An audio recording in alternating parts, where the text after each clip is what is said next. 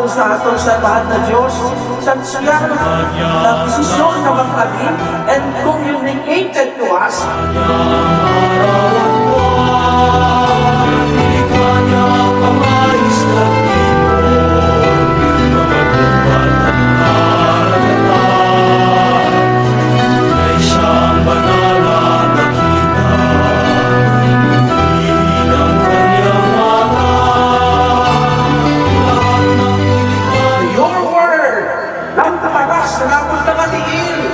Ilaw sa aton dahilan na ginalakatay.